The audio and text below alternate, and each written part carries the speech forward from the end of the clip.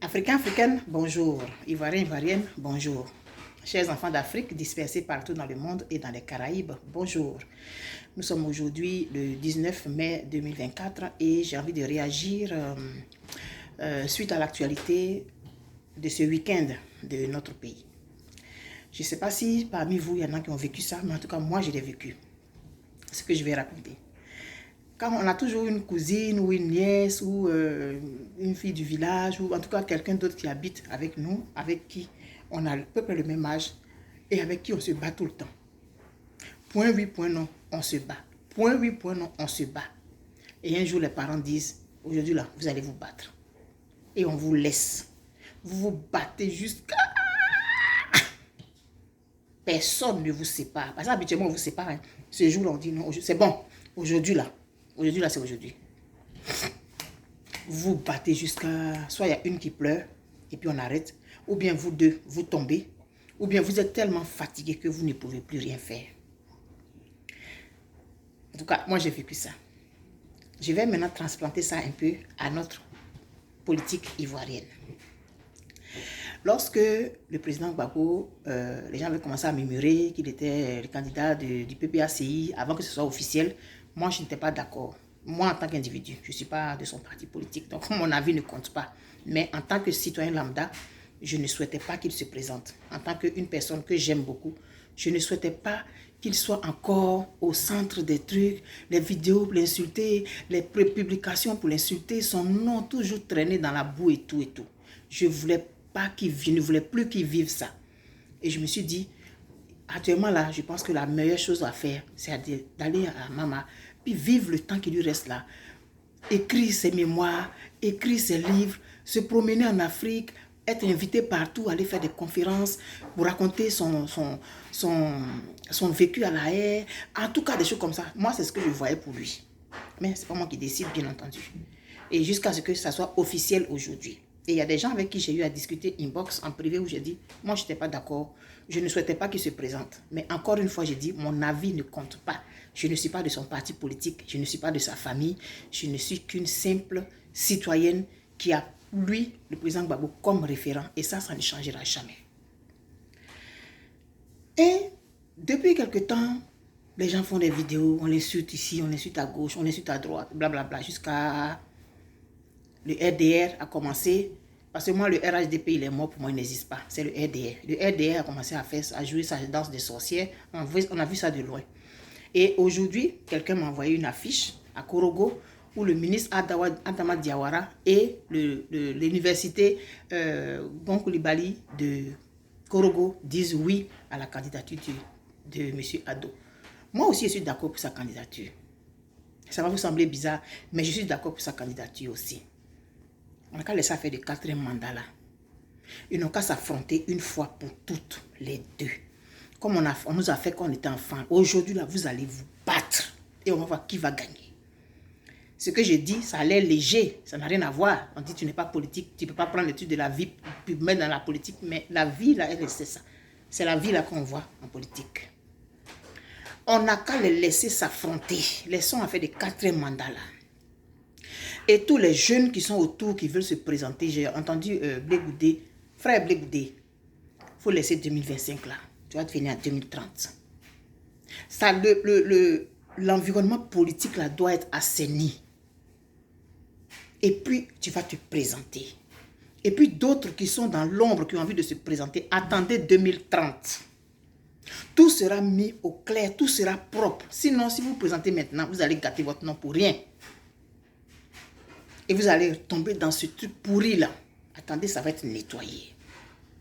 Laissons le président. De toute façon, c'est lui qui décide.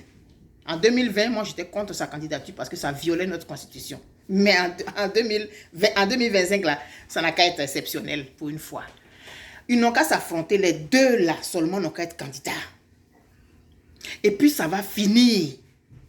Et puis, on va mettre un point final définitif à ça. Un point final définitif. C'est une redondance.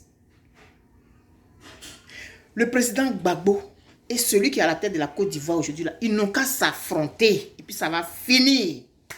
Parce que tout finit par finir. On va voir le poids véritable de chacun d'eux. Donc, tous ceux qui sont, on dit gauche, bon, moi, déjà, je ne connais pas tout ça là. Tous ceux qui sont de l'autre côté, là, qui sont dans le sillage du président Laurent Gbagbo, là, demandez à vos militants d'aller se faire enrôler, et puis tout ça là, pour voter le président Gbagbo. Sinon, on ne va jamais finir avec ces histoires de violence dans la politique. Si on laisse les choses comme ça, vous restez là, vous dormez, vous voulez vous aussi pour montrer que vous êtes des leaders politiques, vous voulez vous aussi montrer que vous êtes forts. On ne va jamais finir avec ça. Il faut qu'on mette un point final à ça. Il faut que les clous que le président Laurent Gbagbo a dit le jour de son investiture, que les clous là, ils puissent les mettre et que ça soit fini comme ça. C'était un message fort qu'il avait envoyé. Et j'ai dit que moi, je n'étais pas pour sa candidature. Moi, je souhaitais que le président Gbagbo prenne sa retraite maintenant. Parce que selon moi, il a tout donné. Il a donné. Qu'est-ce qu'il peut donner encore à la Côte d'Ivoire et au monde? Il a fini de tout donner.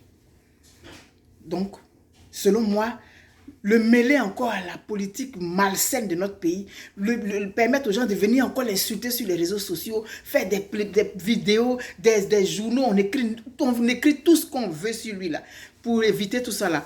Moi, ça me fait tellement mal quand je vois ça. S'il se retire là, ça va être bon. Il va écrire ses livres, il va devenir un consultant, moi c'est ce que vous voyez, il va nommer quelqu'un dans son parti politique qui va être le candidat, et puis lui il va rester à côté, c'est comme ça que je voyais. Mais à l'allure où il faut que M. Ado soit candidat là, mais donc en ce moment il n'y a pas de problème. Les deux n'ont qu'à être candidats.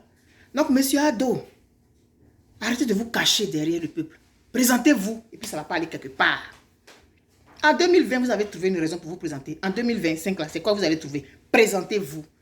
Parce qu'on veut où, on ne veut pas où, vous êtes présenté. Moi, je ne voulais pas. Moi, en tant que citoyenne, je ne voulais pas. On a fait ce qu'on pouvait pour ne pas que vous vous présentiez parce que vous avez violé la Constitution. Vous vous êtes présenté, vous avez été élu.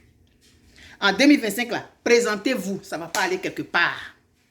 Mais pour une fois, ayez un peu d'honneur. Pour une fois. Sortez de la politique ivoirienne la tête haute. Organisez les élections là. Sans tricherie, sans violence. Permettez au PPACI d'aller faire sa campagne partout. Dites aux gens d'aller se... Laissez tout le monde s'enrôler. Permettez aux gens d'avoir leurs pièces. Pour une fois, messieurs, sortez la tête haute. Moi, je vous encourage à vous présenter. Monsieur Ado, présentez-vous. Je suis d'accord avec M. Adama Diawara. Je suis d'accord avec l'université de Korogo. Présentez-vous, M. Ado. Parce que si vous ne vous présentez pas, le président Gbagbo va se présenter contre qui? Blé Goudé. Non, c'est pas ça. Trump, ça. Il va se présenter contre qui? Contre Thiam. Ou bien contre le PDCI. Parce que je ne sais pas si Thiam, finalement, c'est lui qui va être là. Parce qu'il y a quand même des critères qu'il ne respecte pas. Il va se présenter contre un candidat du PDCI. Non, le président Gbagbo, il se présente contre vous ou bien contre le président Bédié. Mais ce n'est pas contre Blé Goudé, il va se présenter. Vous vous êtes présenté contre Kakabé là. Si moi j'étais à votre place, ça allait trop me faire honte de me présenter contre Kakabé. Mais je ne sais pas si vous en avez un peu, la dignité.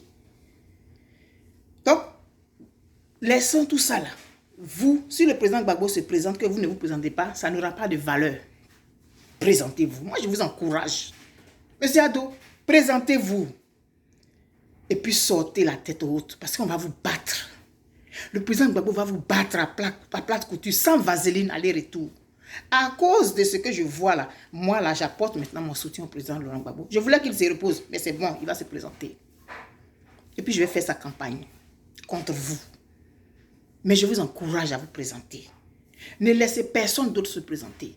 Demandez au Conseil constitutionnel d'annuler toutes les candidatures. Et puis vous deux, vous allez vous retrouver dans le ring. Et puis ça va finir définitivement.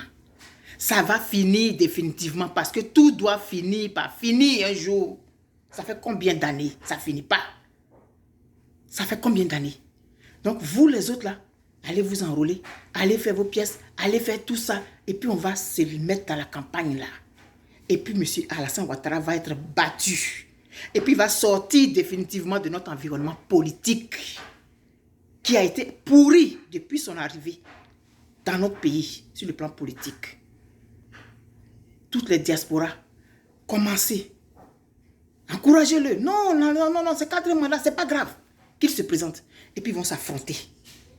Et puis nous tous, on va regarder. On va voir qui est fort. Mais M. Alassane Ouattara, vous serez battus. Il n'y a même pas de problème.